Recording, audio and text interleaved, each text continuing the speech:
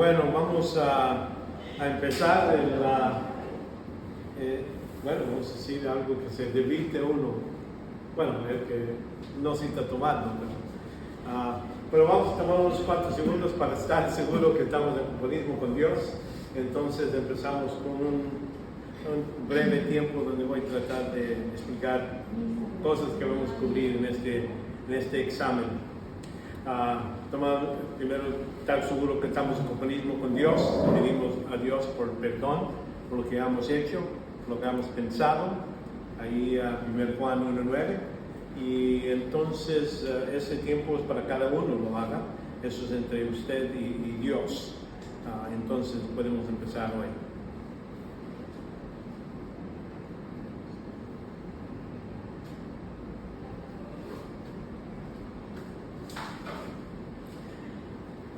Padre, te damos gracias por este tiempo que nos has dado de poder juntarnos otra vez y revisar tu palabra. Ayúdanos, Padre, que cada uno en su estudio han estudiado este material, Padre, que le ayudes a recordar lo que han estudiado para poder aplicarlo y concluir esta prueba en el modo que te dé más gloria y honra.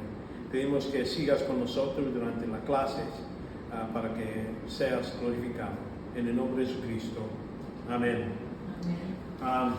Lo que voy a hacer ahorita, acuérdense de esta tabla que les di, era para ayudarles.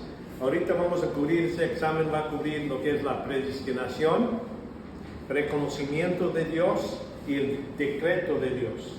El reconocimiento, acuérdense que la idea es esto, que cada uno de estos tres diferentes grupos tienen su punto de vista de cada una de estas cosas: predestinación, preconocimiento y el decreto de Dios.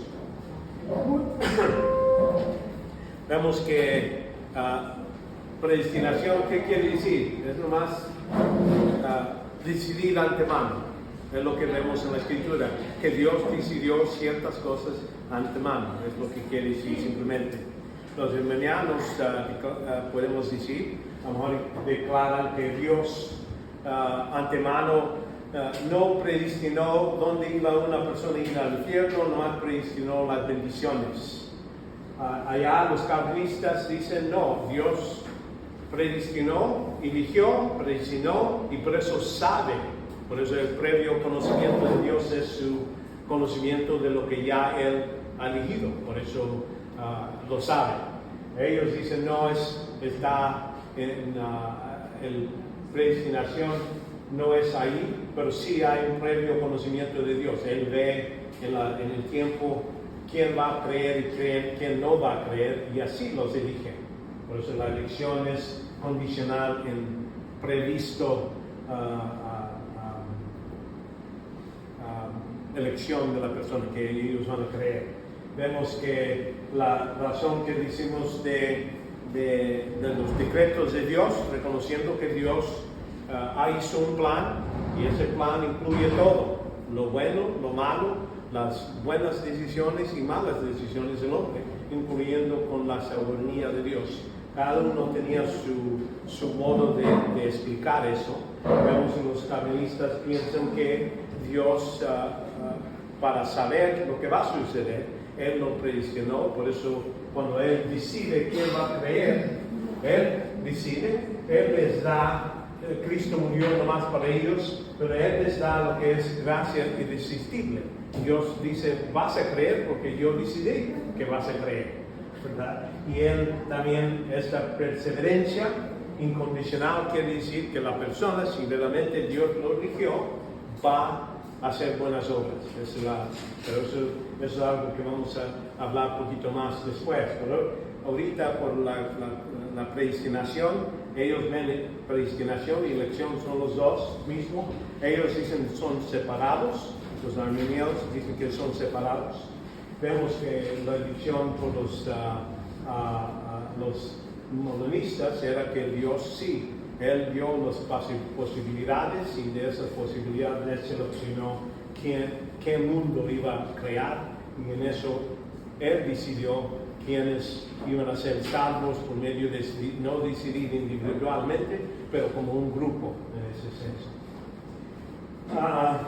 Entonces vemos que hay versos que hablan de predestinación, que Dios determinó antemano, y entonces hay que hacer la decisión. Algunos piensan, estos versos, algunos hablan de predestinar, pero no están hablando de decidiendo quién iba a ser salvo. Todos esos 5 o 6 que hemos visto en la Escritura no dice que Dios decidió quién va a ser salvo, como los calvinistas dicen, pero vemos que es más en la idea que Dios predestinó en el senso de bendiciones.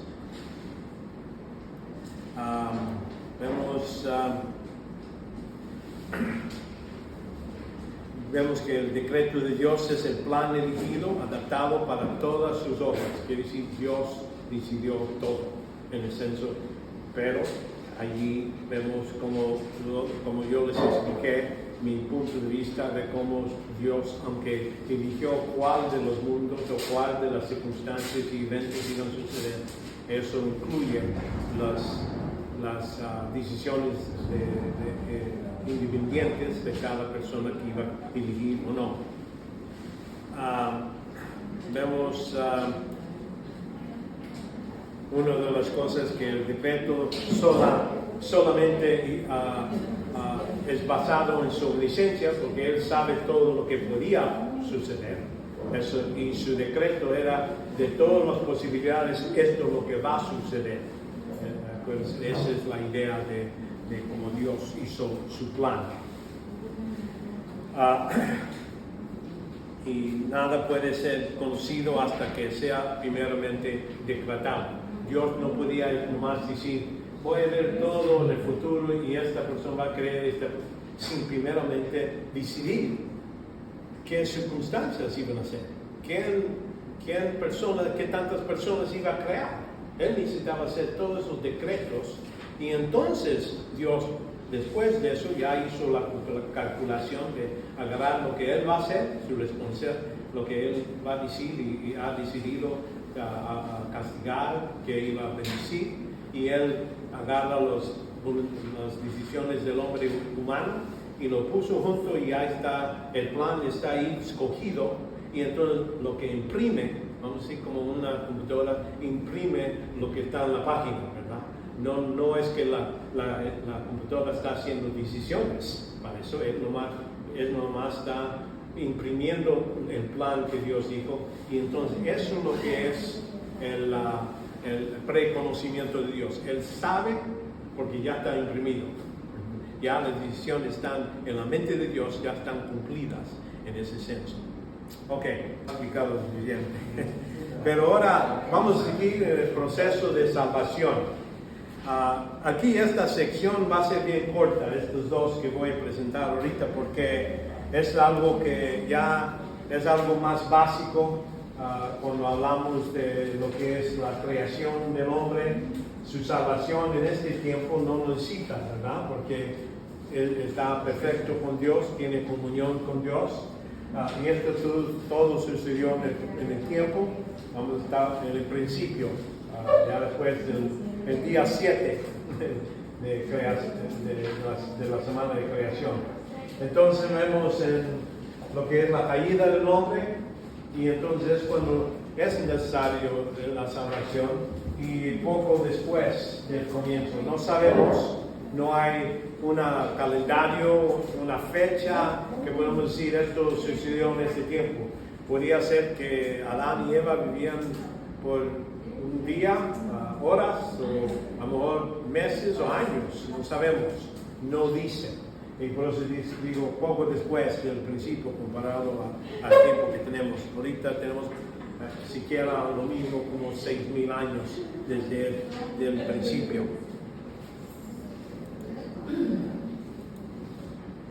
Vemos la unidad fue creada en la imagen de Dios, quiere decir originalmente, aquí como dice en Génesis 1:26, 7 dice, creó pues Dios al hombre a la imagen suya y a la imagen de Dios lo creó, varón y hembra lo creó. Esto es el punto, vamos a decir, el tiempo de inocencia de lo que es la raza humana.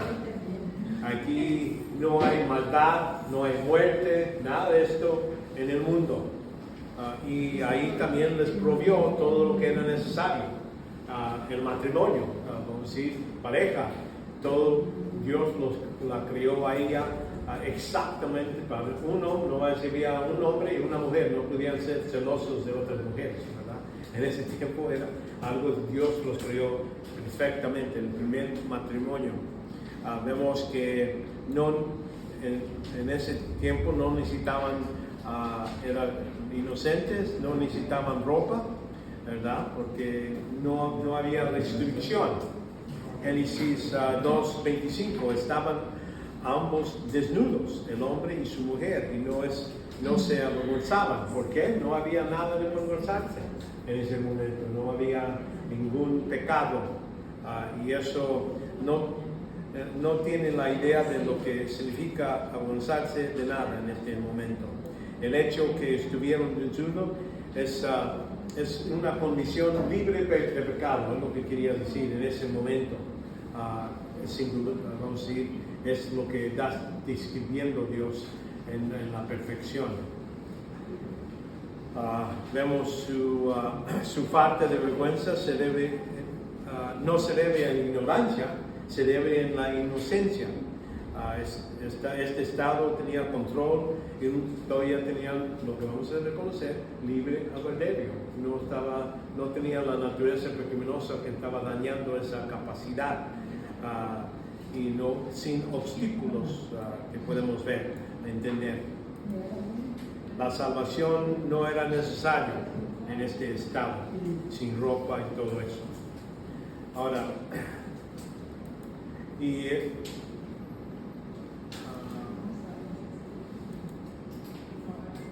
esto lo cubre en el primer salvación, en el proceso de salvación empecé con todos los detalles más aquí, pero aquí no es para entender esto. Entonces la idea es la caída, porque no podía dar una clase de salvación sin poner estos datos, ¿verdad? Vemos que la caída del hombre, Satanás se acercó a Eva en forma de serpiente, le sugirió a la mujer. Dios no había prohibido realmente el fruto para el bien, para su bien, vamos a decir, sino que estaba oculto del bien. Nada estaba dado. Dios le dice, puedes comer cualquier cosa. Y vemos la tentación que sucedió con Eva, era que la serpiente se acerca y vemos que dice, era más astuto de cualquier otro animal. Vemos que la serpiente era algo diferente. Nosotros los vemos ahí que están por el piso, pero a lo mejor tenía patas, tenía alas, o quién sabe qué, a lo mejor era bonito, completamente, algo bello que cuando hablaba con Eva. Y entonces, y le dijo a la mujer, como que Dios le ha dicho, no comerás ningún árbol en el huerto. Notan dos cosas que está preguntando. ¿Dios lo dijo? ¿Dijo algo Dios? Está cuestionando la idea que Dios habló o explicó algo totalmente. Y entonces lo cambia. Y recuerdas que Dios le dice, puedes comer libremente de todo, cualquier árbol y todo eso. Es lo que dijo. Y él lo cambia y cambia lo que Dios dice y lo cuestiona si Dios ha dicho. Y Satanás no ha cambiado. Todavía mucha gente pregunta, ¿Dios ha hablado en su palabra? Ella le respondió a la siguiente, del fruto de los árboles del huerto podemos comer. Notan aquí, ella no dice de todos los árboles, ella dice del fruto del árbol. Reduce el mandato, elimina algunas palabras, y vemos aquí. Pero el fruto del árbol que está en medio del huerto ha dicho que no comerás de él, ni lo tocarás. Ahora ahí quita algunas palabras y aquí pone una otra palabra, que no lo tocarás. Y yo estoy seguro, si yo era Satanás, bueno, no quiero ponerme muy cerca de él, pero la idea es que si yo estuviera, mira, yo lo estoy tocando, no me hacen daño, ¿verdad? ¿Me entiendes? Y en un modo de demostrar, sí. Mire, hay una idea que siempre se me ha venido a mí, no he leído, es una lógica que he sacado relacionando. Bueno, la Biblia lo dice también. La serpiente estaba vestida como ángel de luz en ese momento. Mi pregunta, como ángel de luz, porque llama la atención que ella puso atención en ella. Y ella hablaba. Sí. Y los animales no hablan. Bueno, no hablan hoy. ¿Quién sabe en este tiempo? Sí, la comunicación a lo mejor era más. Tiene razón, pero la idea mía es esta. Ella tal vez pensaba que estaba recibiendo algo de alguien celestial también.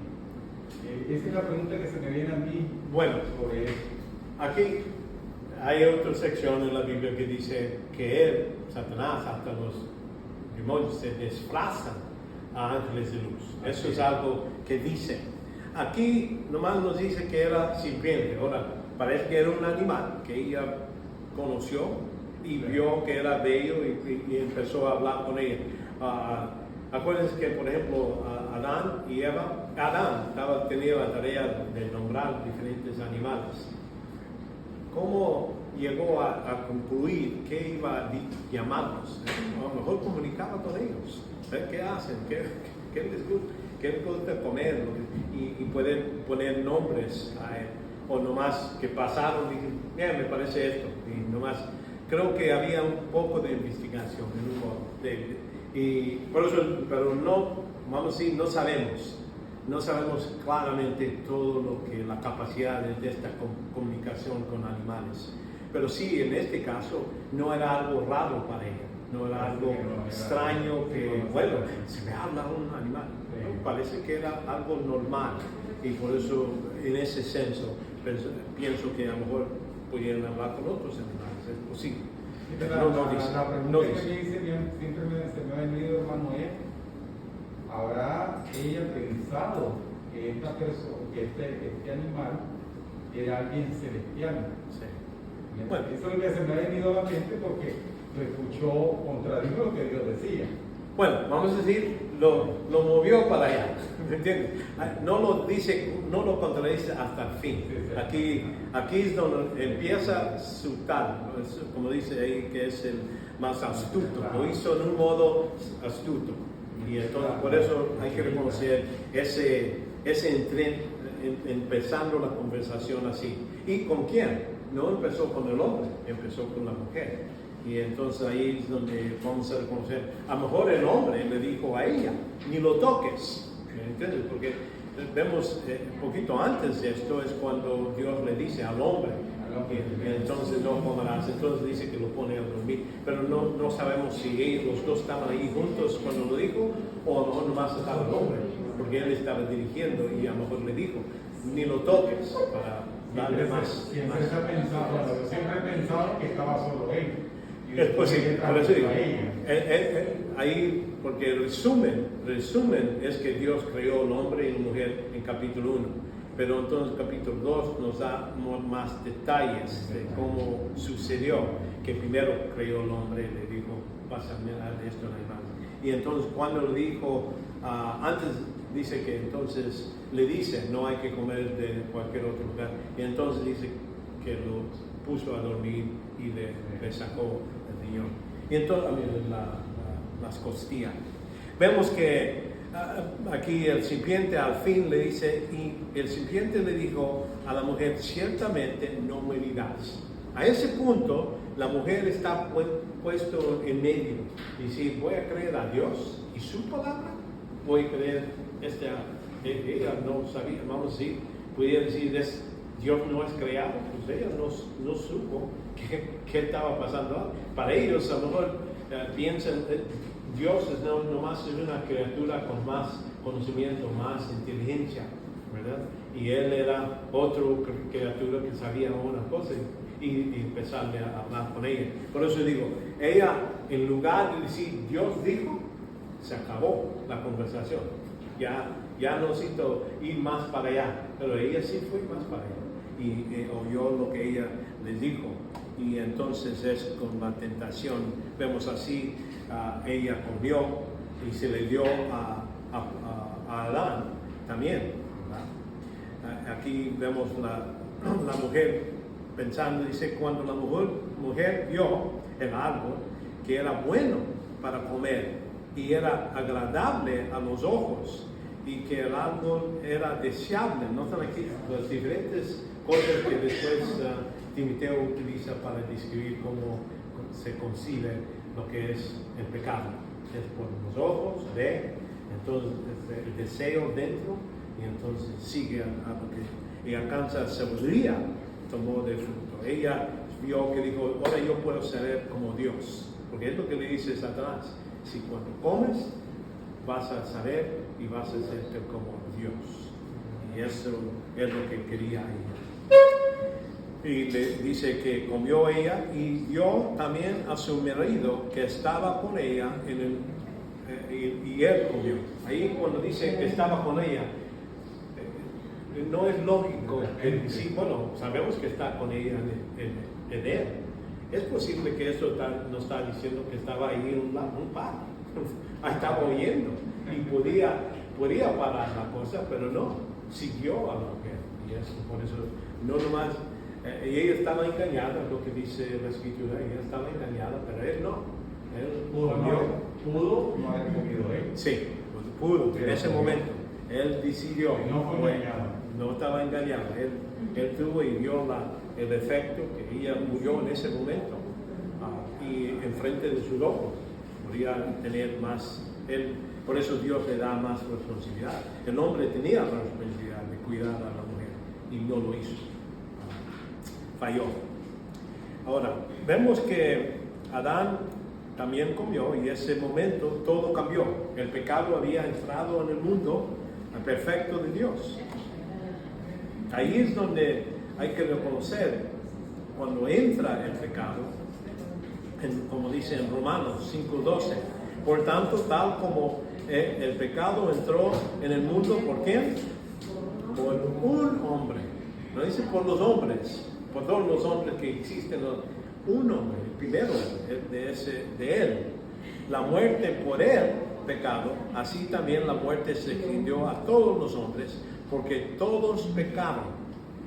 ¿Cómo pequé yo en ese tiempo? Yo no estaba, no era mi voluntad, ¿entienden?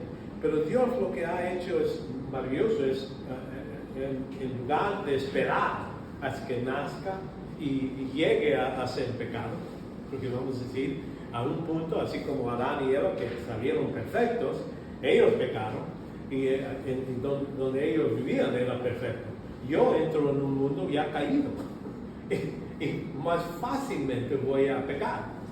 No vamos a entender que entonces Dios dijo, voy a culpar a un hombre por el pecado que él hizo y lo voy a condenar a todo el mundo al mismo momento, para poder tener misericordia a todo el mundo. Era sabio en el modo que Dios lo hizo, gracias a él, porque no queríamos ser como los ángeles, que eran perfectos, tenían toda la perfección y cayeron. Y entonces ellos están condenados yendo directamente al infierno. No hay nada para un ángel que pueda ser redimido por medio de la sangre de Jesucristo. Porque Cristo murió por el hombre, no por los ángeles. ¿Tiene alguna pregunta? Sí.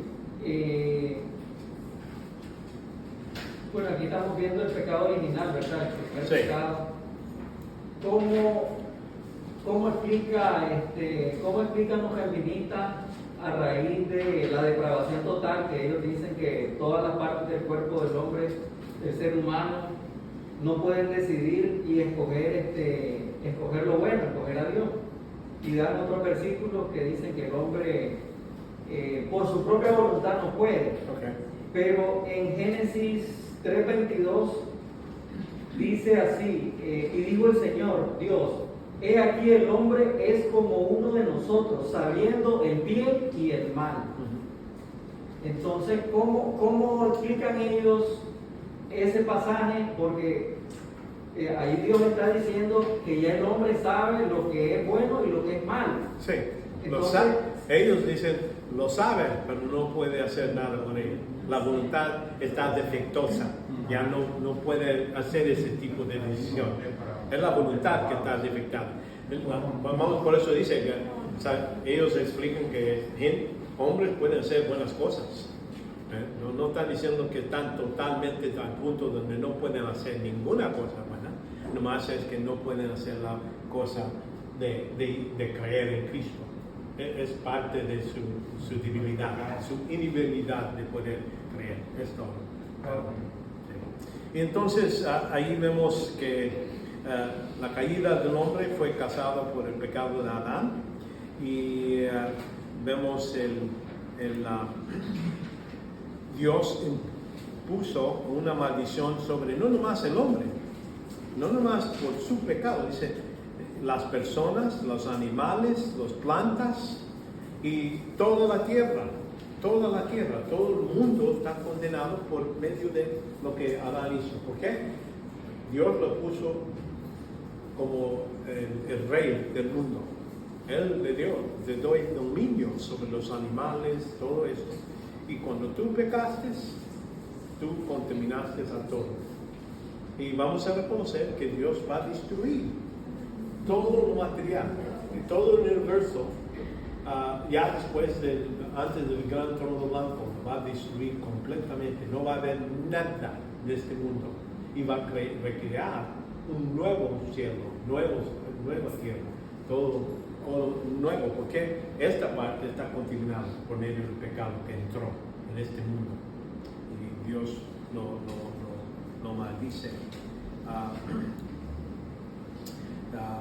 Y entonces la buena cosa es que Dios inmediatamente puso lo que es el proto-evangelio, que es el evangelio en semilla, forma semilla, porque aquí dice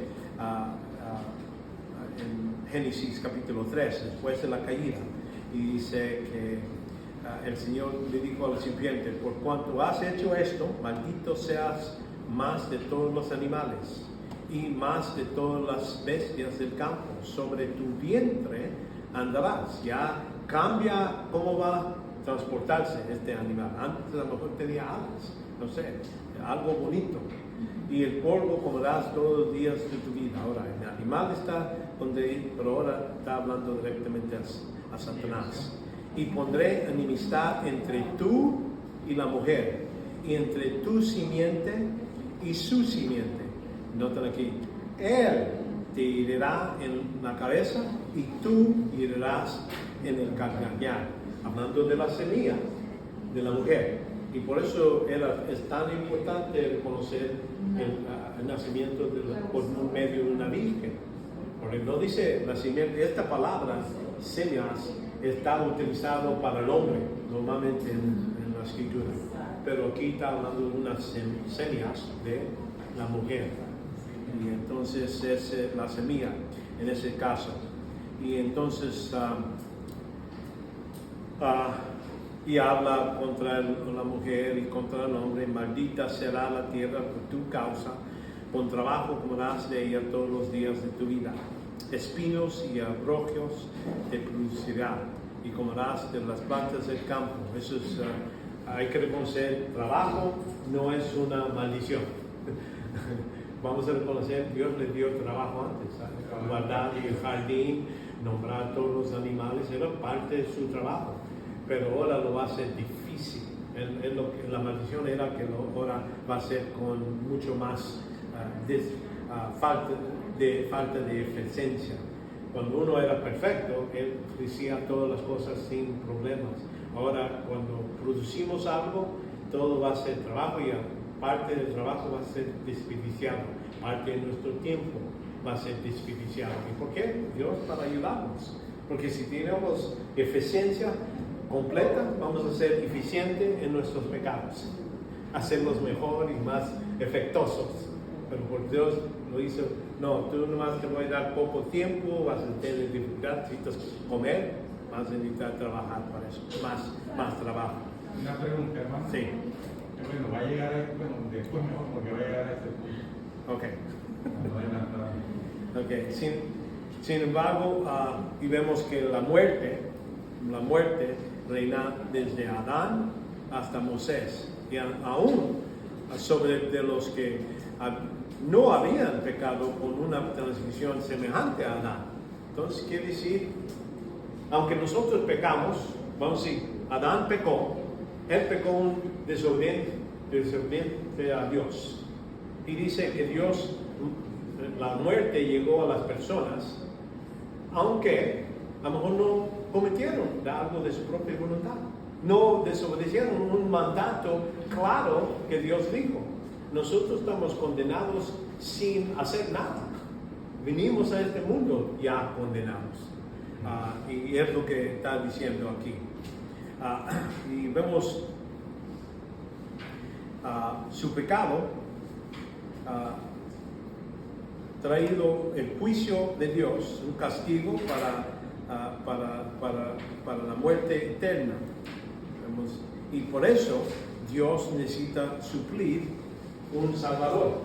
Es necesario en este punto, ya que el hombre ya está muerto, no puede morir para ser salvos. Necesitamos uno que necesita morir en nuestro lugar. Y es donde vemos el Salvador Jesucristo.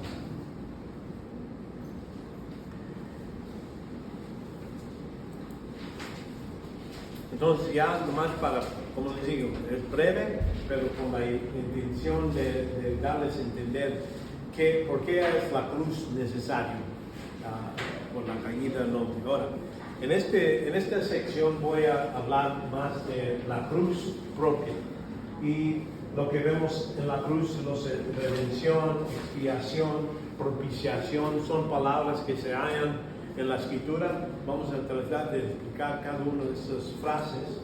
Vemos que esto sucedió en la historia durante en medio de todas las cosas que sucedió en el mundo o que va a suceder. Aquí está la cruz. Es un evento tan importante que la Biblia lo trata separado. Y vemos que estos aspectos, la historia de la iglesia han intentado explicar por medio de diferentes teorías la naturaleza de lo que hizo Cristo en la cruz. ¿Por qué murió Jesús? Vamos a reconocer, me acuerdo oyendo diferentes debates entre ateos y cristianos, y dice el ateo, bueno, si yo fuera Dios, yo creo que podría hallar otro método, otro modo de salvar a la gente sin castigar a mi hijo. Eso no, para ellos es ilógico. Para ellos. Y nosotros, si no nos cuidamos, vamos a pensar la misma cosa. Y si no vemos por qué era tan necesario que su hijo es el único modo que podía salvarnos. Vemos qué significa esta muerte para el mundo actual, para hoy. Las siguientes teorías que vamos a hablar se han dominado por la historia históricamente. Y nomás los voy a presentar porque quiero que ustedes sepan que hoy tenemos el beneficio de tener una teología sistemática casi completa, vamos a decir. Hemos oído mucho de la cruz, la Biblia se ha explicado varias veces y tenemos tantas ventajas que no tenían en el pasado. No fue hasta 1500 que empezaron a poder imprimir Biblias para que toda la gente pueda tener en las manos. Antes de esto, nomás los que iban a la universidad, la gente inteligente, ellos son los que discutían estas cosas. Y entonces, pero el hombre humano, normal, no, ni pensaba en eso. Nomás, ¿qué necesito hacer para ir al cielo? Bueno, algunos te decían, bueno, paga a nosotros y te vamos a estar seguros que te limpiamos tus pecados y entonces puedes entrar. No problema. Pero aquí vamos a ver, hay diferentes teorías sobre lo que es la cruz. Algunos hablan de la la teoría de certificación, que Dios está certificado por lo que hizo Cristo en la cruz. Otro, y esto es yendo a Dios. La teoría de sustitución, que Cristo murió en nuestro lugar. Pero eso es todo. ¿Sí? Y otro es teoría del gobierno, que era el modo que Dios está viendo lo que es justo y Él dice demando justicia. Y es todo en ese modo. Otro habla de que era algo moral, era algo que era para el hombre, para que vea qué es recto en los ojos de Dios. Aquí está un ejemplo, un mártir en la cruz que muere y demuestra cómo se entregó para su creencia, su fe. Entonces, algo que es más un buen ejemplo. Otros decían era para pagar a Satanás. Es otro punto de vista que había. Ellos decían que Satanás demandaba pago para poder dejar ir a los que él tenía en esclavitud. Son las ideas que estaban ahí, diferentes grupos tenían esto y se discutían, ¿verdad? Y esto, esas son las indulgencias. Eso, vamos a decir, son durante los años. Así como discutían que Cristo es Dios, no Cristo es hombre, no Cristo es el Dios hombre. Llegaron a ese punto, pero ya estamos hablando de 300 años después, como hemos hablado. Y es lo que quiero que sepan, que nuestra creencia no es algo que no al último tiempo hemos pensado, vamos a llegar a esta conclusión. Todas estas discusiones nos ayudan a ver la cruz con mejor idea qué sucedió. Primeramente, para nos, muchas autoridades patrísticas, decimos de los padres de la fe, en la época en 1100, dice, algunos teólogos contemplaron que la expiación era una victoria cósmica sobre el pecado, la muerte sobre Satanás, una victoria sobre Satanás, así lo pensaban. Pensaban que esta es una clásica, es lo que muchos en ese tiempo, con los primeros mil años de la iglesia, es lo que muchos pensaban, es todo. No pusieron mucho más detalle detrás de esto. Dios triunfó sobre las fuerzas espirituales que tuvo el hombre bajo de esclavitud. Y esto es, como digo, 1000 años, así es lo que ellos interpretaban. Algunos adoptaron dos formas, donde, por ejemplo, aquí siguiendo Marcos 10:45, dice, consideraron la muerte de Cristo como un rescate pagado al diablo, aquí en Marcos 10:45, porque ni aún el Hijo del Hombre vino para ser servido, sino para servir y para dar su vida en rescate por muchos. ¿Para quién se dio el rescate? ¿Me entiendes?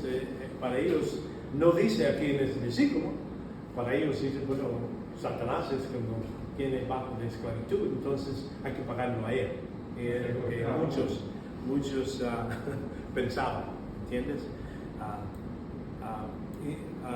El resultado, como resultado del pecado, la humanidad había caído bajo el dominio de Satanás. En la cruz Dios entregó a Cristo a Satanás.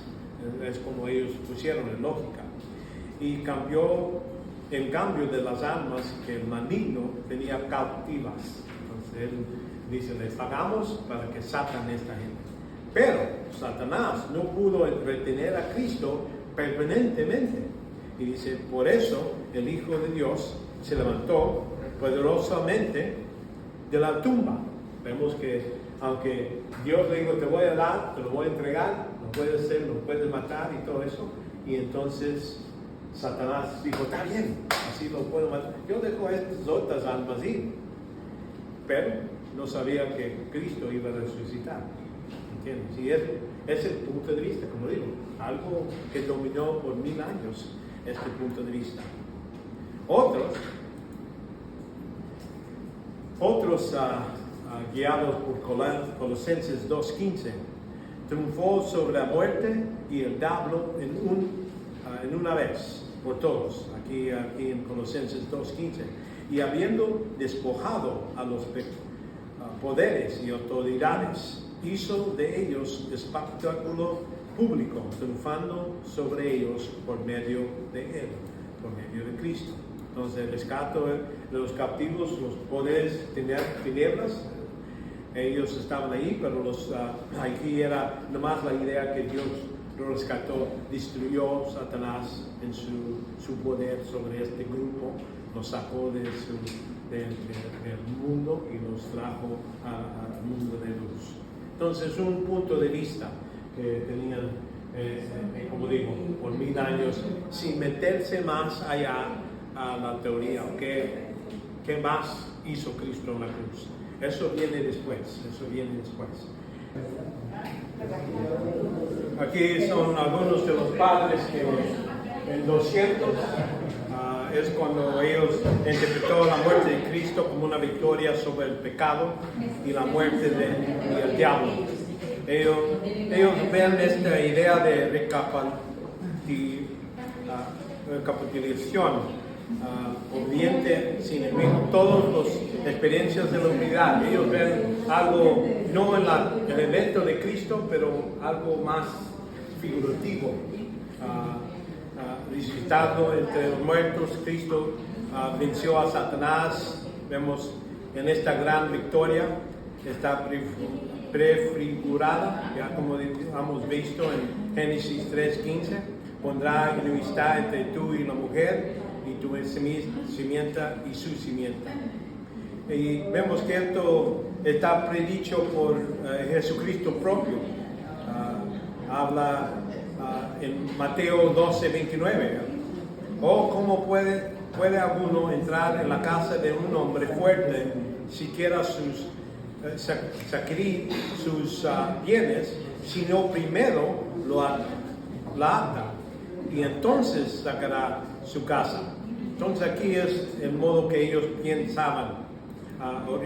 Orígenes es otro padre, 254, y él cambió la libertad de los, piensa que estaba la humanidad atada en las garras de Satanás y cautivo a ir al infierno, ¿verdad?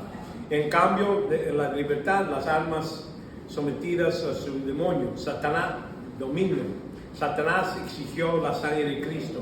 Cuando el Padre lo entregó, es lo que como les digo, lo libró las almas encarceladas. Y ellos, Origen, pone un poquito más detalles. La unidad de Cristo veló su deidad. Cristo no demostró quién verdaderamente era Él. Y entonces Satanás descubrió que no podía retener a Cristo en el infierno, pensando que ya ganó, y él salió. Vemos otro griego, de Noé, Juan de Damasco. Todos estos tenían el mismo punto de vista, pero pusieron diferentes detalles. Y como digo, yo quiero que vean los años que han pasado, 200, 254, 309, 749. Es lo que tenían el mismo punto de vista.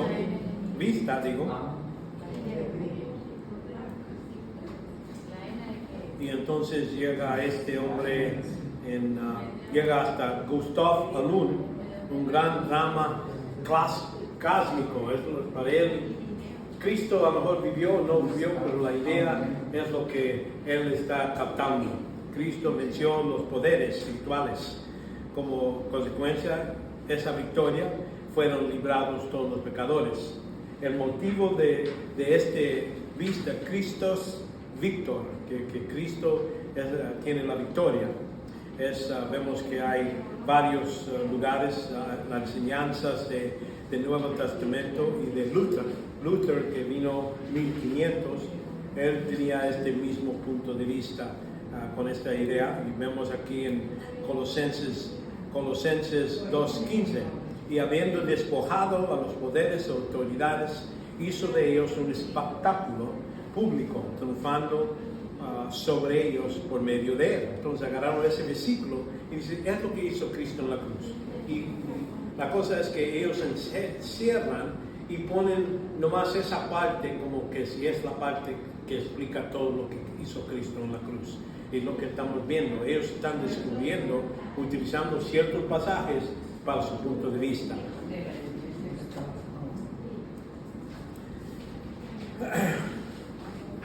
Vemos que Cristo, sí, era victorioso, pero aún enfatiza el oficio real de Cristo más que su oficio sacerdotal, es decir, por siendo rey, por siendo Dios, y no tanto el sacrificio como la oveja. Aquí en el número 2, punto de vista, y no quiero que piensen que todo esto va a estar en el examen. Lo que les quiero explicar es decirles, ver diferentes puntos de vista que se han pasado por la iglesia, y por eso estoy pasándolo rápido aquí. Vamos a pasar por aquí nomás para que tengan no vayan a decir, bueno, nunca ha oído eso, o nunca ha pensado eso. Sí. Bueno, Jorge, eso solo son teorías. Son teorías. No tiene nada que ver con la palabra. O sea, Sí, pero noten cómo les estoy diciendo, están agarrando parte de la escritura, pero nomás están poniendo, explicando su punto de vista usando la escritura. Es lo que hacemos nosotros. Ahora, la cosa es que ellos no tenían las mismas ventajas que nosotros tenemos. Tenemos toda la escritura bien. Cualquier persona puede buscar todos los lugares en la Biblia donde habla de la cruz o la sangre de Cristo, poner todo en una lista en un segundo. En este tiempo no era tan fácil, necesitaba sacar libros, manuscritos, era mucho más trabajo. Y la razón que les digo es que sí se pusieron a pensar. Son gente que están buscando la voluntad de Dios, tan como nosotros, queremos saber. Y quiero que vean esto, porque lo que sucede hoy, tenemos el mismo problema con lo que es la escatología. Todo como vemos varios diferentes puntos de vista, agarran sus versículos y así como hemos visto calvinismo, arianismo, todo eso, vemos sus versículos y hay que verlos para ver si es toda la historia. Y por eso lo estoy presentando. Aquí vemos que Anselm, ese viene a casi 1099, y él habla de la justicia de Dios. Afirma que el pecado es una justicia que debe ser equilibrada, que él está nomás viendo la justicia de Dios que necesita ser ajustada por medio de algo. Dice que ve que el pecado está aquí y necesita, para la justicia de Dios ser santificada, era necesario. Y por eso lo llamamos santificación judicial, algo que más o menos está más cerca a lo que pensamos hoy, ¿verdad? Vemos Anselm, el centro más, su nación era santificar en honor de Dios. Dios es justo, Él es santo, y todo pecado es contra Él. Y es cierto, ¿verdad? Cuando David dice, contra ti y solamente tú me has pecado, aunque ofendió a Bathsheba porque ella perdió su esposo, ofendió al padre del esposo y él estaba en la corte de David. Imagínense, ofendió mucha gente, pero cuando es el pecado, hay que reconocer primeramente y mayormente es contra Dios, todo pecado. Y es lo que ellos están poniendo aquí, la idea que es lo más importante. Y entonces vemos que su centro noción era esta santificar en honor y vida de Dios, en lugar de apreciamiento de su justicia oída. No, él no tomó eso, él está pensando la ira de Dios ahí, pero no, lo que está más importante es estar seguro que Dios está ajustado por medio de lo que sucedió por el pecado. Y vemos pues aquí en Romanos 1:21, pues aunque conocían a Dios, no adoraron como Dios, ni dijeron gracias, sino que se hicieron vanos en su razonamiento, en su necio corazón, y fue entenebrecido. Entonces ahí es lo que Absalón está enfatizando. Varios teólogos de la Edad Media tienen un poquito de modificación en lo que la santificación ofrece al menor que estaba dañado contra Dios. Es lo que ellos están enfatizando.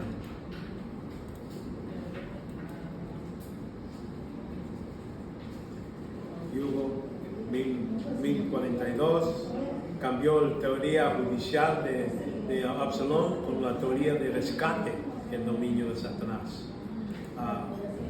Juzgó a Cristo y dio santificación a Dios. En este caso es lo que cambió. Acuérdense, el otro era el rescate y se pagó a Satanás, pero este está diciendo no, esto es santificando a Dios y su herido, que él estaba herido, ¿verdad? Aquí 1200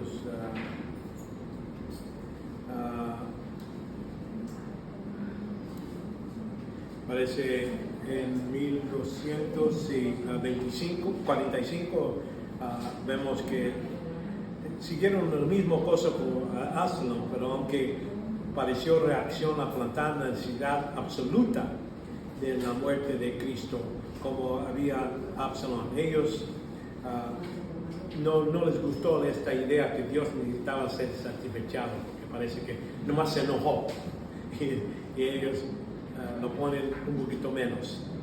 Tenemos el Thomas Aquinas. Para ellos, lo que sale importante de él era que Tomás Aquinas desarrolló esta teoría de Absalón, y él incluyó la idea que si Dios está certificado, Cristo murió en la cruz, y la cosa es que ahí hay un tesoro que Dios puso a un lado, como hay un banco, y ese banco no puede sacar, todos no pueden sacarlo luego, necesitan, era algo que los católicos agarraron y dicen, sí, Cristo murió, pagó por todo, pero Él no se lo da a toda la gente. Es algo que necesitamos poco por poco pedirle a María que saque parte de ese banco para pagar por nuestros pecados. Y ese proceso demandaba que los sacerdotes lo hacían. ¿Entienden? Agarró esta idea, pero entonces lo cambió y lo puso como que si era un banco, y poco a poco puede sacar de ese banco.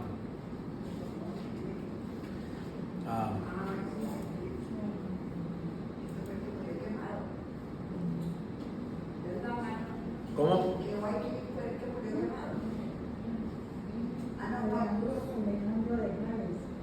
No oigo. Juan Ustia murió por medio de las manos de los católicos. Sí. Vemos aquí, entonces, la siguiente teoría es esta teoría de influencia moral. Noten a dónde va esto.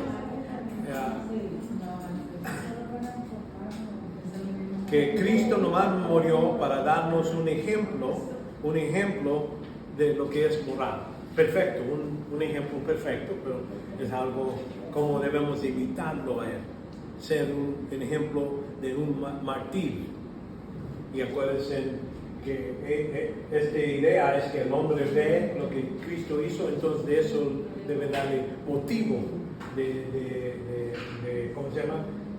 vivir una vida así como Cristo, de mártir, entregarse para su creencia.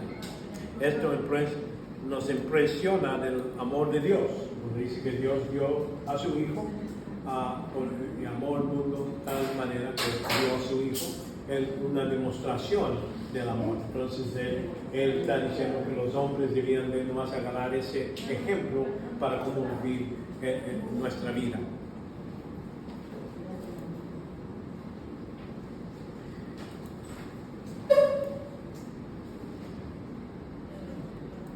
Aquí hay diferentes personas que tenían este mismo punto de vista, 1040, 52, no quiero, ahí tienen las notas, mucho de esto, pero es para que ustedes lo utilicen como un libro donde pueden ver los datos.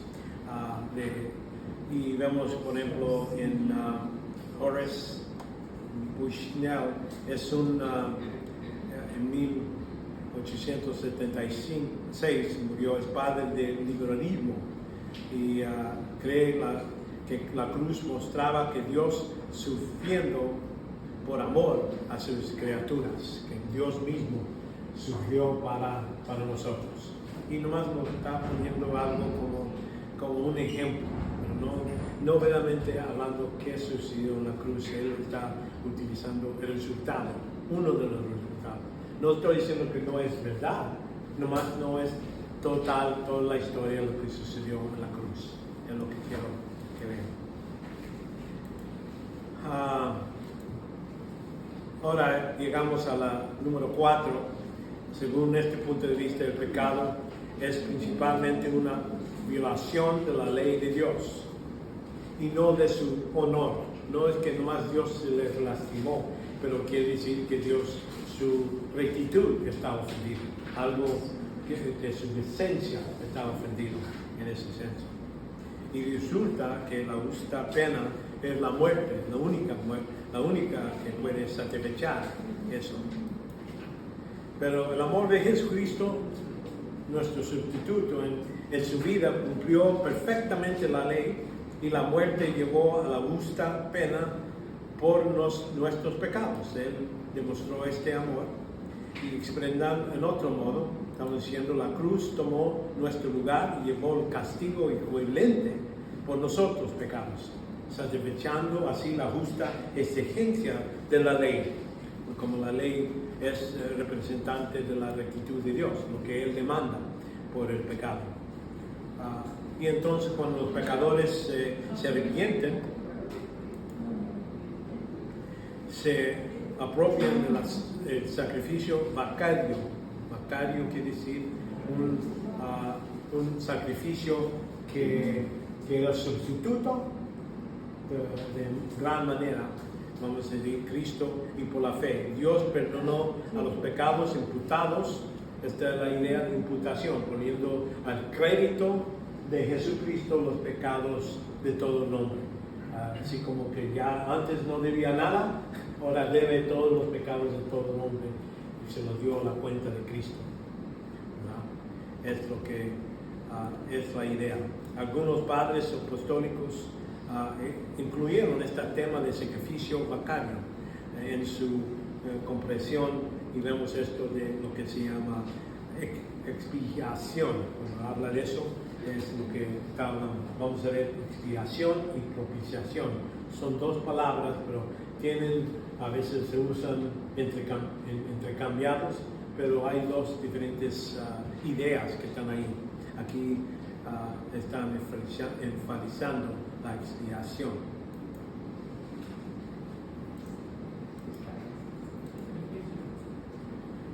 Aquí son las personas que así como les digo, que en tiempo Lutero llegó con este mismo idea. También sustitución es la idea que él pensó que era correcta. ¿Okay? Pero 1546, ya estamos hablando 1500 años después de Cristo, ¿verdad? Hermano, Clemente de Roma, ese fue obispo de Roma. Sí, era uno de los que después... Seguramente vio a Juan, porque sí. Juan murió hasta el año 100 y pico. Sí, 100 y pico. Él escribió el libro de Apocalipsis. Él es un discípulo de Juan. De Juan. Sí. Como digo, ya después del libro Apocalipsis, ya se acabó la Biblia, pero vemos que hay gente que escribió después, que hablaban con Juan o hicieron sus cartas, y esos manuscritos se hallan, y hemos leído parte de eso, y por eso podemos clamar qué dice él sobre este punto. Y ese Agustín, hermano, ya de Hipona. ¿Cómo se llama? Agustín de Hipona ese. Sí, De 430. Agustín, sí, ese De es. Hipona. No estoy seguro, creo que no me acuerdo el último apellido o la idea de Agustín, pero creo que es el mismo Agustín que la Iglesia Católica utiliza. Sí, es el mismo. De la gracia. Sí. Ignacio, diferentes aquí están Ciro de Jerusalén, y eso. Entonces, número 5 es esta idea. Esta es la idea más liberal, vamos a decir. Hugo Grotius, Cristo con su muerte realizó un pago simbólico.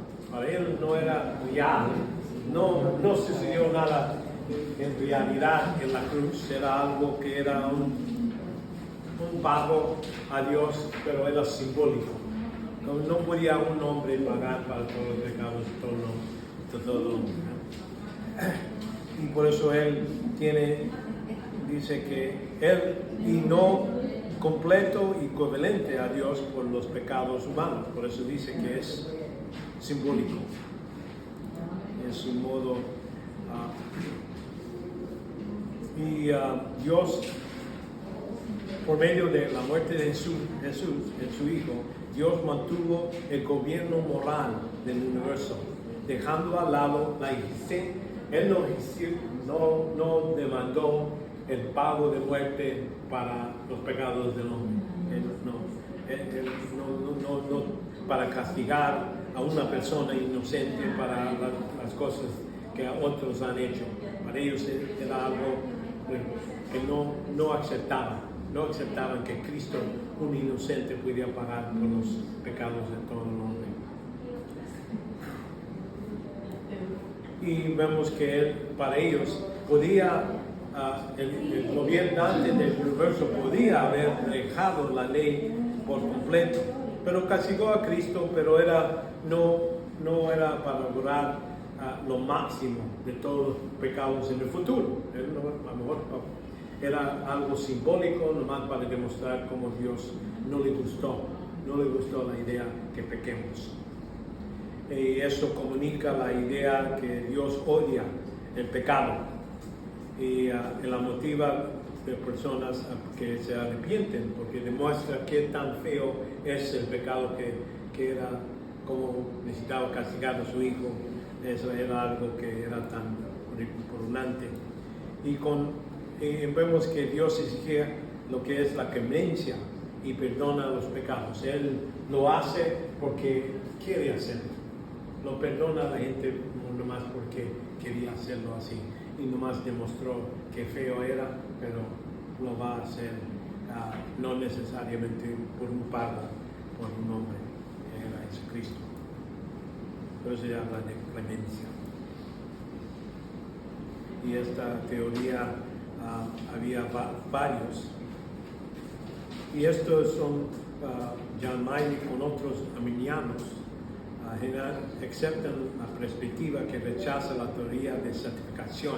A ellos no les gustó esta idea de santificación, que Dios demandaba el pago de todo el pecado por su Hijo. No les gustaba, por eso agarran este punto de vista, que nomás era simbólicamente Cristo murió en la cruz, era suficiente. La pena no tenía ningún propósito reformada. Entonces, si Dios castigó a Cristo por todos los pecados, entonces eso no ayuda a la gente que están pecando. Están diciendo, pues ya se pagó. ¿Para qué necesito preocuparme de eso? Por eso es una de las razones que tenían este punto de vista. Ningún carácter ejemplar, ninguna función para que gente no peque. Por eso ellos rechazan esta idea.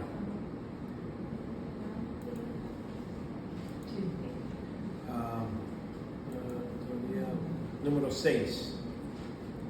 aquí es otro punto de vista, que es la teoría de reconciliación universal.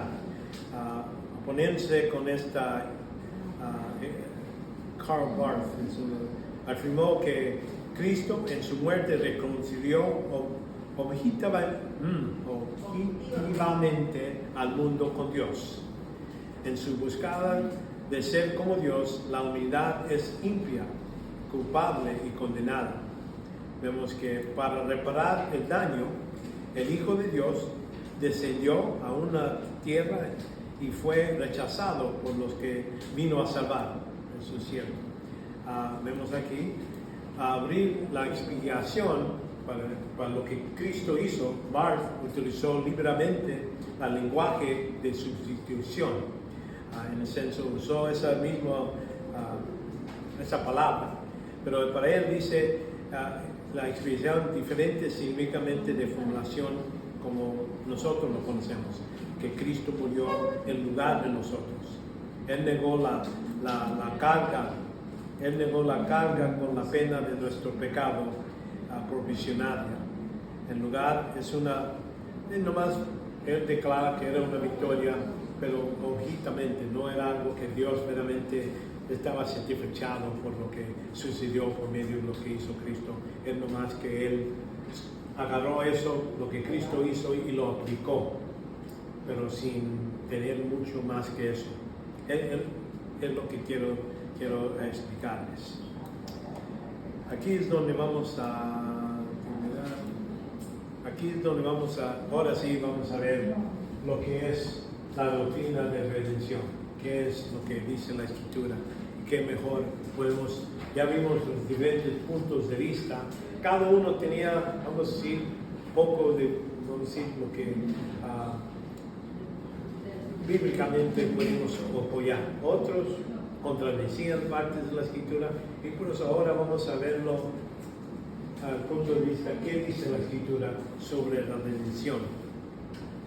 Vemos la redención es un proceso, pero que libra a los individuos de alguna mal mediante el pago por un pago de un precio, más el que simplemente liberación. Quiere decir que no nomás lo libró del pecado, no es todo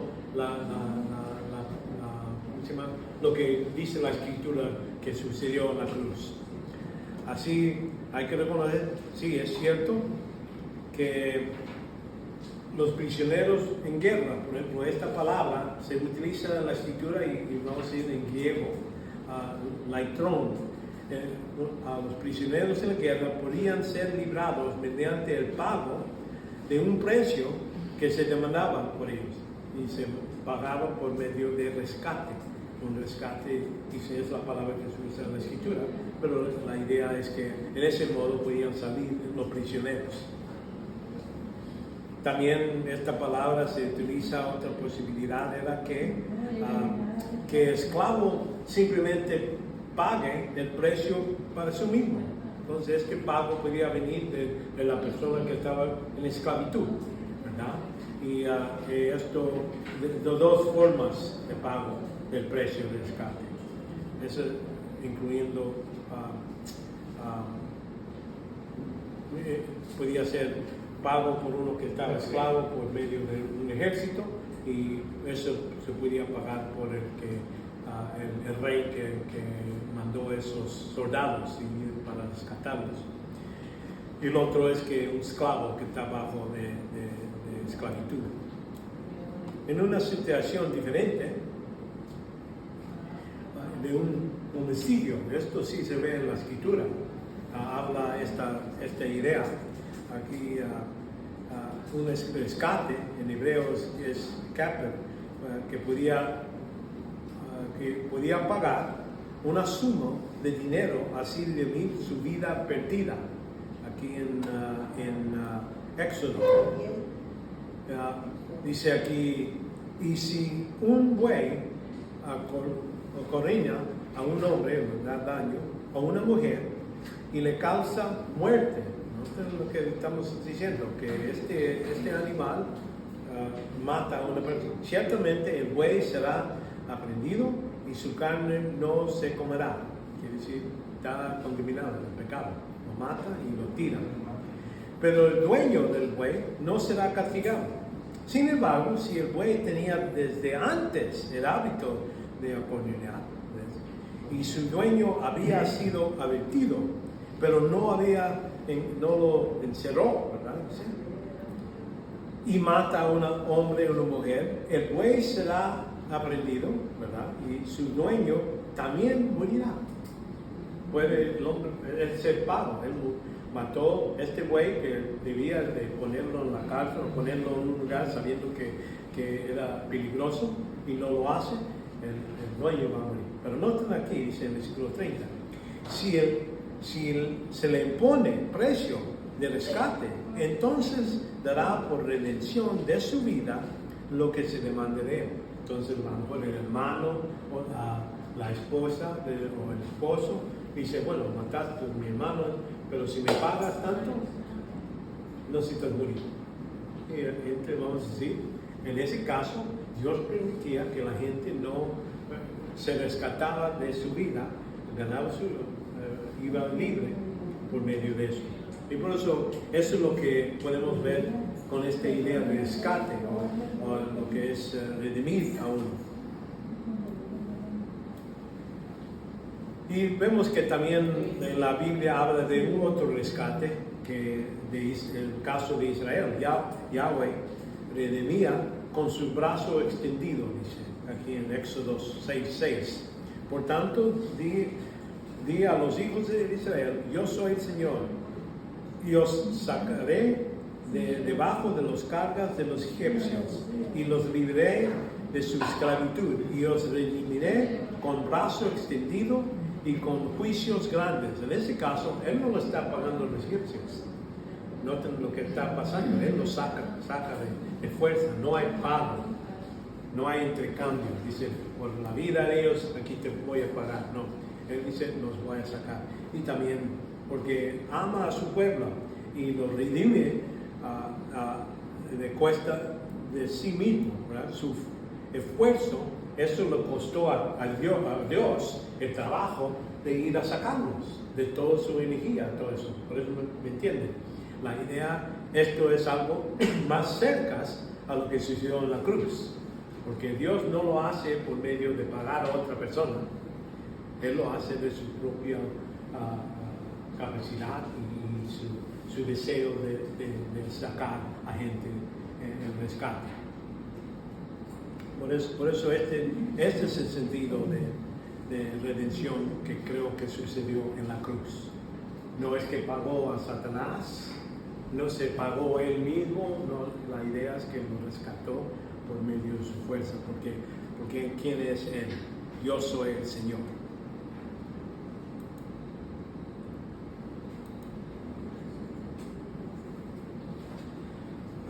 Vemos que la palabra de redención en el apolutrosis, que es lo que se usa en griego, se encuentra 10 veces en el Nuevo Testamento. Probablemente solo hay 8 ocurrencias que en todo el resto de lo que se puede hallar en otras partes del griego. Muchos otros manuscritos se han hallado, pero no hay pocos que sean más 8. Pero aquí parece que esta palabra se utilizó técnicamente por lo que hizo Cristo en la cruz. Y vemos que esta expresión, que los primeros cristianos utilizaron esta idea de redención realizado en Cristo, era única, algo que nomás era que se halla en el caso donde Cristo muere en la cruz. No significa, como algunos pensaban, que esta redención simplemente era como liberación, como que Dios nomás está librando. Hay otras palabras en el griego que si nomás era para decir, iba gente que estaba bajo del pecado, bajo de Satanás, que nomás lo iba a librar. Hay otras palabras que se podían utilizar y se usan en la Escritura, pero en el caso de lo que se hizo en la cruz es algo especial. Por ejemplo, en Hechos Hechos 12:11. Cuando Pedro volvió en sí, dijo: ahora se ve en verdad que el Señor ha enviado a su ángel y me ha rescatado. Ario, es otra palabra, por eso lo que estoy mencionando, que la escritura es especial porque hay varias palabras para el rescate, pero cuando habla de la cruz, nomás usa la otra palabra. Y vemos aquí otro en Romanos 15:31, para que sea librado de Raimía, es otra palabra, de los que son desobedientes en Judá, y que mi servicio en Jerusalén sea aceptable a los santos. Él está pidiendo que le dé libertad para poder salir y hacer estas cosas.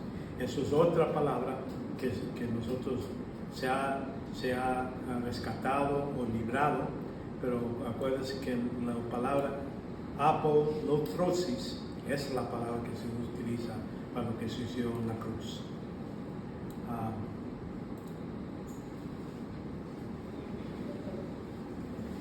Vemos esta idea de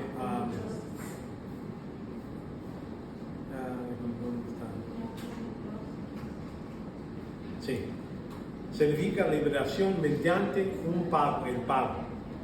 Un precio, y ese precio era la muerte expiatoria del Salvador. Aquí en Efesios, donde se usa esta palabra, Efesios 1:7, en él tenemos redención mediante su sangre. Ahí está el precio con lo que sucedió, la redención. El perdón de nuestros pecados según las riquezas de su gracia. Otra vez la misma palabra en Romanos 3:24. Siendo justificados gratuitamente por su gracia por medio de la redención que es en Jesucristo. Ahí dan las dos cosas. Estamos librados, pero con el pago. Eso y por medio de Dios. Y varios otros lugares.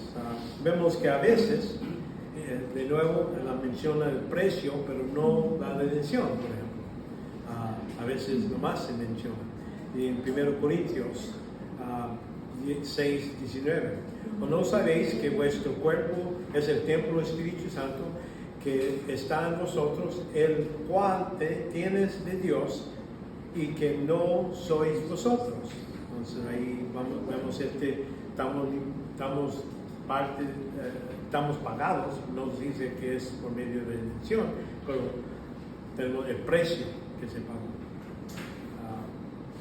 Vemos aquí en 1 Corintios 7, porque él fue llamado por el Señor siendo esclavo, libertó es del Señor. De la misma manera, el que fue llamado siendo libre, esclavo, es de Cristo. Entonces, éramos esclavos, de un modo u otro, Dios pagó para sacarnos de ser esclavos, y ahora somos esclavos de Cristo. La idea básica es la misma. El precio, la redención es que Cristo tomó nuestro lugar, llevando nuestra maldición. Aquí en Galatas, Cristo nos redimió de la maldición de la ley, ¿verdad? Habiéndose hecho maldición. ¿No? Ahí está este intercambio que nos puso la idea de sustitución. Vemos también Marcos 10:45, porque ni aún el Hijo del Hombre vino para ser servido, sino para servir y para dar su vida en rescate por muchos. Esta es la intención de lo que hizo Cristo en la cruz. Precisamente porque hemos sido redimidos del tal precio, los creyentes deben mostrar en sus vidas que ya no están atrapados en el mismo esclavitud que Dios nos ha librado. Y es lo que Pablo le dice a los corintios.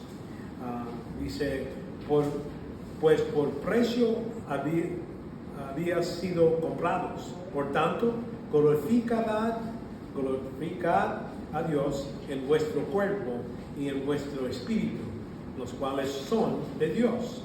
Entonces ahí Galatas también 5:1, para libertad. Entonces ya estamos librados, ¿verdad?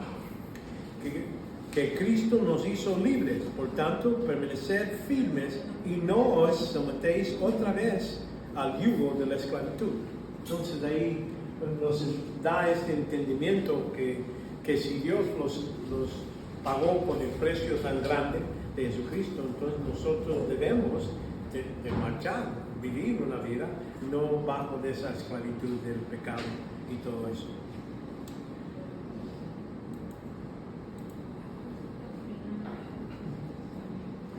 Vemos que cuando hablamos de estos dos términos, propiciación y expiación, yo me acuerdo tratando de hacer unas traducciones de inglés a español. En inglés tenemos dos palabras, expiación y propiciación, y muchas veces cuando lo traduce usa expiación, no hace distinción. Pero los términos propiciación y expiación son componentes esenciales para comunicar adecuadamente el concepto de expiación. Sin embargo, dos términos diferentes se utilizan para traducir este sustantivo. Vemos que hay la misma palabra, pero a veces hablamos de la expiación y a veces hablamos de propiciación. Pero es una palabra en griego, pero esa palabra tiene los dos significados. Es lo que quiero que entiendan. Esto es una pequeña diferencia, pero suficiente que debemos de clarificar. Expiación significa reparar o expiar.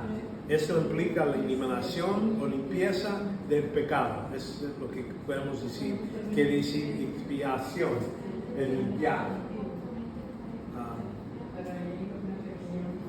Y vemos que también puede considerarse como la eliminación de los motivos del castigo, que Dios está en este modo en la expiación, limita lo que es el deseo, la ira de Dios, ¿verdad? En ese senso.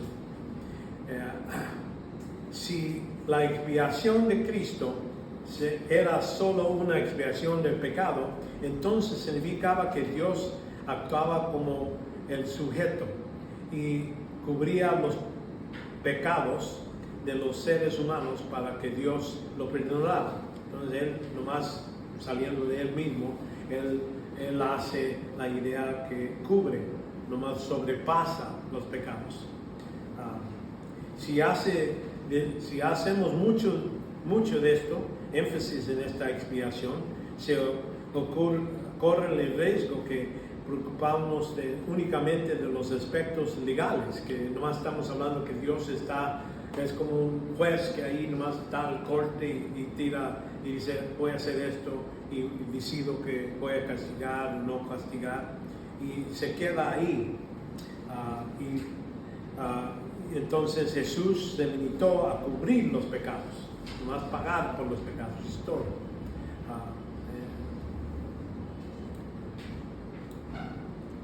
Ahora, cuando hablamos de lo que es propiciación,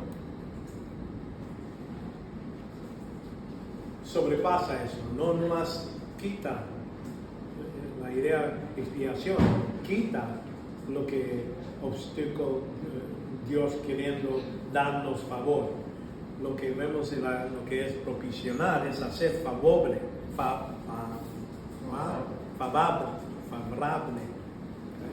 y se refiere a evitar la ira de Dios contra los pecadores. Es el acto aplacando la ira total y plena del juicio de Dios. Por completo, apagarlo completamente. La propiciación se entiende como santificación. Dios está listo para destruir, pero esto lo quita esa necesidad, ese motivo. Si vemos que si Si la expiación solo era solo propiciación, entonces significa que Dios, perdón, ya, así. Si vemos que esto es la idea, es que lo hace favorable, ya no nomás los quita, por ejemplo, como en una cuenta del banco, puede decir, yo debo $4 billones.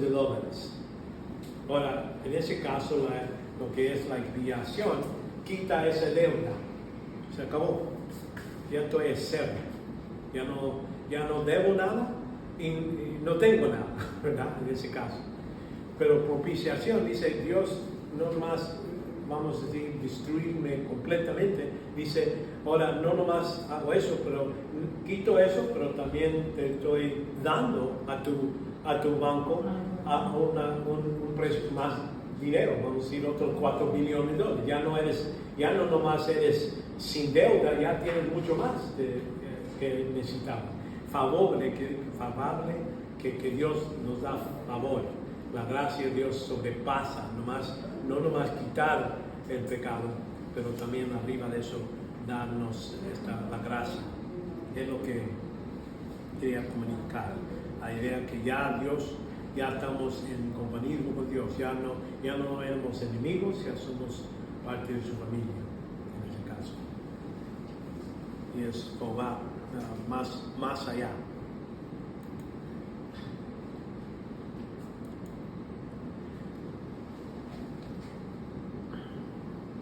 Y aquí están las palabras que, cómo se traducen en diferentes lugares, como les digo, en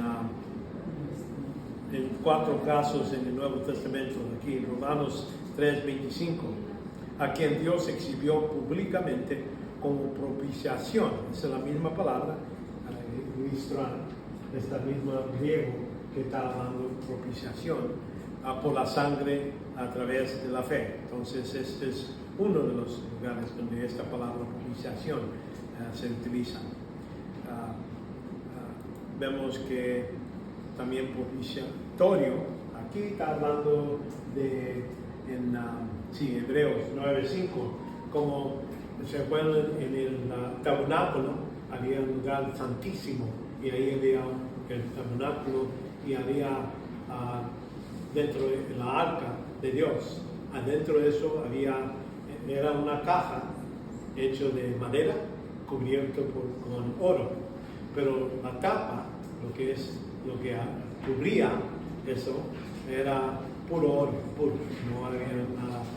Y adentro de la caja había lo que es la maná, la barra que tenía Aarón y las tablas de la ley. Ahí estaban dentro ahí. Cada una de esas cosas hablaban del pecado. Cada uno representaba el pecado. Y lo que estaba arriba se llamaba el propiciador. Es la idea. Él estaba utilizando que cubre, está arriba y no se ve. Dios está arriba, está viendo para abajo y no ve el pecado que estaba abajo. Estaba cubierto en ese centro. Por eso hablamos que Cristo es el propiciatorio. En ese caso, cubre. ¿Verdad? Y por eso Él está ahí a la diestra del Padre, que Él puede, ahí está como nuestro abogado. Bueno, parece que se me acabó el tiempo y creo que para otra vez vamos a terminar aquí y seguimos la otra semana. La otra semana no va a haber examen, pero la siguiente semana va a haber un examen que cubre de lo que terminamos hasta que terminamos la siguiente vez. Vamos a orar. Padre, te damos gracias que nos has bendecido con este tiempo. Pedimos que nos aclares varias de estas ideas, Padre, reconociendo que hiciste mucho más en la cruz que nosotros podemos comprender. Ayúdanos a comprender más, para apreciarte más y darte más y más gloria por lo que reconocemos, Padre. Ayúdanos que llevemos a nuestras casas con bien, con seguridad. Podemos regresar otra vez la semana que viene y seguir adelante, hacer tu voluntad. En nombre de Jesucristo. Amén.